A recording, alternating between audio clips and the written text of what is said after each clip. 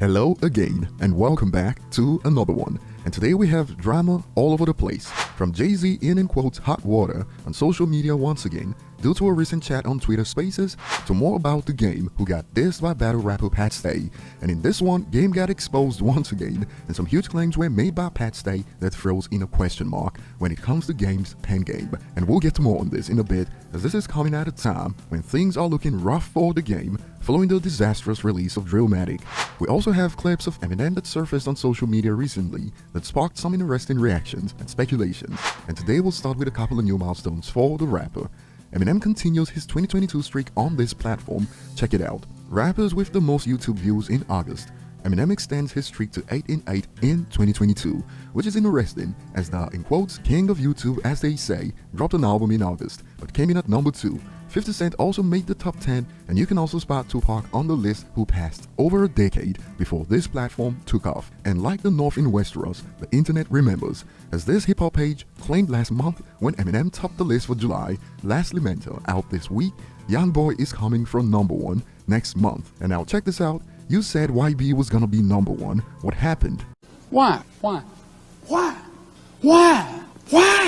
Many hip-hop pages on Twitter who focus on numbers seem to have an issue with the biggest artist of the 21st century, and now some have concluded it must have been painful to put M on top. And since twerking is in style, even CGI She-Hulk be twerking, some are wondering, Eminem don't even twerk in his videos, loudly crying emojis. But jokes aside, some concluded it's just amazing how Eminem is still this relevant in 2022.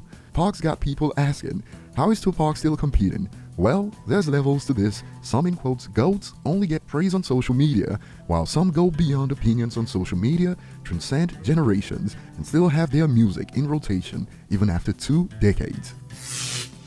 Moving on, JayZ's in quotes luxury rap looks to have landed him in hot water, as after his verse on DJ Khaled's album sparked initial backlash since he bragged about how billionaires like Kanye and Ree come from Hope's crib. More was on the way that has now fueled this in quotes backfire, as Jay's not happy about being lumped in with the other billionaires of the world. You know, the hip hop is young. We still growing, and we're not falling for that technology, whatever, you know, this public puts out there now. That, you know, before was the American dream. Pull yourself out of bootstraps and you can make it in America. All these lies that America told us our whole life.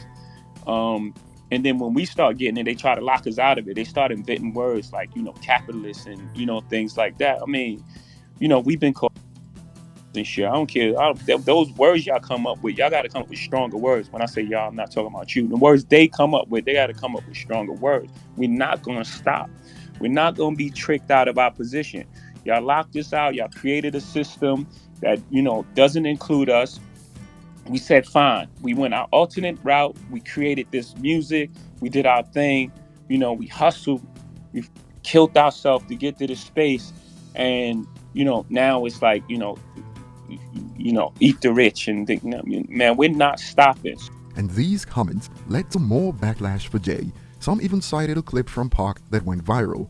JayZ in quotes, calling me a capitalist is a crime. Tupac, it's too much money here. I mean, nobody should be hitting lotto for 36 million and we got people starving in the streets. That is not idealistic, that's just real.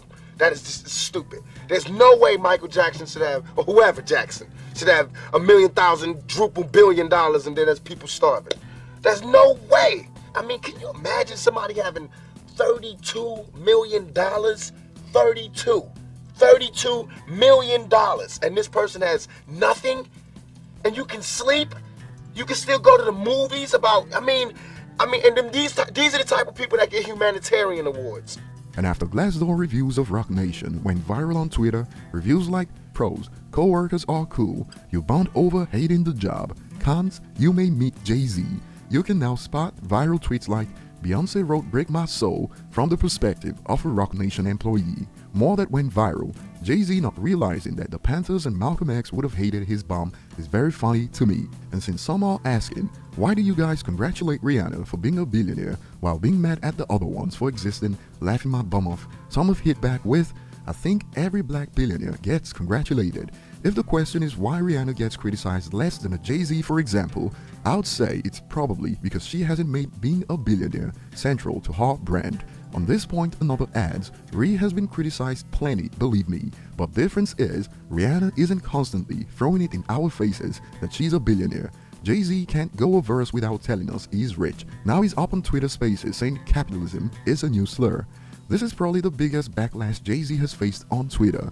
Usually he's getting praised for being filthy rich, but not this time, and some have expanded. I find it funny that JayZ is so cultured that he can rent out art galleries and owns all these upscale items and has such an extensive knowledge of music and film, but is somehow incapable of reading any literature involving the Black Panther members he enjoys mentioning, laughing my bum off. Personally, I've got in quotes no skin in this game. It's a battle of ideologies, and perhaps these people aren't happy that JayZ is trying to put his foot in both sides of the pond. But what do you guys think?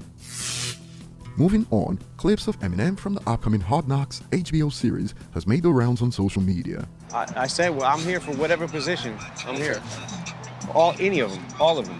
How you doing, man? How you doing? Great to meet you, bro. Great to meet you. Yeah, absolutely. Big fan. Thank you, man. Thank you. That's for real. That's what's up. Appreciate you coming out there. Absolutely, bro. We got a good team this year, man. Let's go. Yeah. Let's Gotta go. get you to come out to the game this year, man. What's up? I said I'm gonna lace up whenever, like I'll go to every game. I'll stand on the sideline, and if you guys need to put me in, because any position, I'm good. Yeah. Any spot. Actually, any position, I'm great. I meant to say. And Eminem with sunglasses is not something the fans were expecting to see, hence reactions like Eminem has joined the FBI. And it's interesting, this is dropping a day before the first episode of Eminem's interview on the Paul Pod, and the thirst is real, as since this clip shows a recovery billboard, it sparked reactions about a Recovery 2 teaser. Moving on, battle rapper Pat Stay has dropped his game diss track titled Warm Up, and if you recall, we covered how this started a few weeks back when Game blocked him after he called him out to battle after the Black Slim Shady Eminem diss. Since Game wanted to battle a white boy, Pat Stay states in the first verse, "Let's give them a show. I'll even let you pick the judges. I'll let the fans on the internet vote. I mean, you used to be a stripper. I'm sure you'll win on the polls."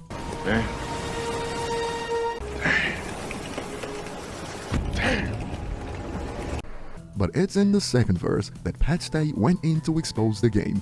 Back in 2020, there was something strange happening on IG when high-profile rappers would reportedly DM upcoming artists, offering them spots on a playlist if they pay hundreds of dollars. It was ultimately deemed a scam, and if you recall, even Royce the 5'9" was reportedly involved in this. There were videos exposing this, and Pat Stay went in, he states, and oh yeah, this ish ain't about M, he's his own man. This ish about you, ripping off thousands of your own fans, up-and-coming artists who DM with this whole plan. They pay you, you help them blow up, we know the whole scam. And Pat Stay goes into detail of how Game executed this scam. Pat Stay connects this to Game's failed relationships with former associates to establish a pattern. You turn on everybody who's helped you, deceitful, either scamming people or biting the hand that feeds you. And apart from the scams exposed, Pat Stay claims, "I know you got a ghostwriter and I can prove it." And this has sparked some interesting reactions. This is so much better than I thought it would be, and I wasn't hating, I was just expecting a decent diss track. He told a story, had strong punches, smooth as F, dope chorus, beat was some West Coast-ish, which is funny because he's dissing one of Compton's finest, in brackets debatable, spoke some facts in that second verse and throughout, and overall just a dope track. Bravo, Pat Stay, but unfortunately this solidifies how unwise it would be for Game to answer back. Body. Go check it out, I'll leave a link in the description, and head back here to share your thoughts. Thanks for watching, like and subscribe if you enjoy content like this, and see you on the next one.